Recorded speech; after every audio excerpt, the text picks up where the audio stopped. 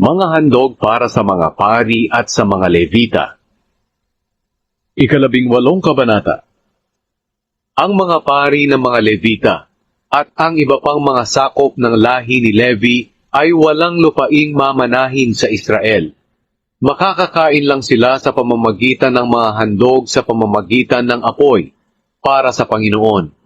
Dahil ito ang kanilang mana. Wala silang mamanahing lupain, hindi tulad ng kapwa nila Israelita. Ang Panginoon ang kanilang mana, ayon sa ipinangako niya sa kanila. Balikat, pisngi, at tiyan ng mga bahaging mula sa baka o tupa na mula sa handog ng mga tao, ang nakalaan para sa mga pari. Ibigay din ninyo sa mga pari ang naunang bahagi ng inyong trigo, bagong katas ng ubas, langis, at balahibo ng tupa, sapagkat sa lahat ng lahi ng Israel, sila at ang kanilang mga angkan, ang pinili ng Panginoon na inyong Diyos, para maglingkod sa Kanya magpakailanman.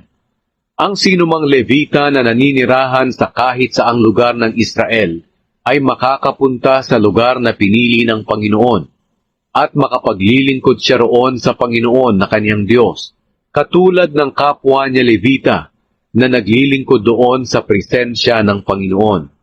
Makakatanggap din siya ng kanyang bahagi sa mga handog, kahit na mayroon pa siyang tinatanggap mula sa iba na kanyang ikinabubuhay. Ang mga kasuklam-suklam na kaugalian. Kapag nakapasok na kayo sa lupaing ibinibigay sa inyo ng Panginoon na inyong Diyos, huwag ninyong susundin ang kasuklam-suklam na mga kaugalian ng mga naninirahan doon. Wala ni isa man sa inyo na magsusunog ng kanyang anak bilang handog, at huwag din kayong manghuhula, mangkukulam, manggagaway, gumagawa ng mga ginagawa ng mga espiritista, at makikipag-usap sa espiritu ng mga patay. Kinasusuklaman ng Panginoon ang sino mang gumagawa ng mga bagay na ito. Ito ang dahilan kung bakit palalayasin ng Panginoon na inyong Diyos ang mga bansa sa inyong harapan. Wala dapat kayong maging kapintasan sa harap ng Panginoon na inyong Diyos. Ang mga propeta. Ang mga bansang ito na palalayasin ninyo ay sumasangguni sa mga mangkukulam at mga manghuhula. Pero kayo, pinagbabawalan ng Panginoon na inyong Diyos sa paggawa nito. Sa halip, magpapadala sa inyo ang Panginoon na inyong Diyos ng isang propeta na mula sa inyo at kadugo ninyo tulad ko.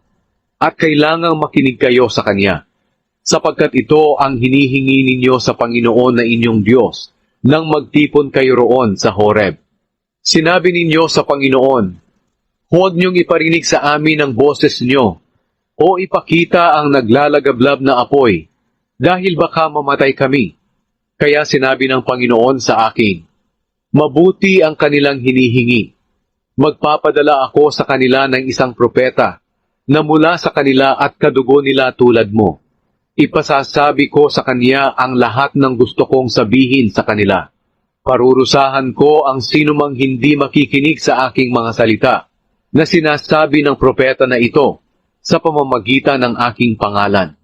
At kailangang patayin ang sinumang propetang magsasalita sa aking pangalan nang hindi ko inuutusan o magsasalita sa pangalan ng ibang Diyos. Maaaring isipin ninyo, paano ba namin malalaman kung iyon nga ay mensahe ng Panginoon? Kapag ang sinabi ng propeta na gumamit ng pangalan ng Panginoon ay hindi mangyari o magkatotoo, ang mensahe niya ay hindi galing sa Panginoon. Gawa-gawa lang iyon ng propeta, kaya huwag kayong matakot sa kanya.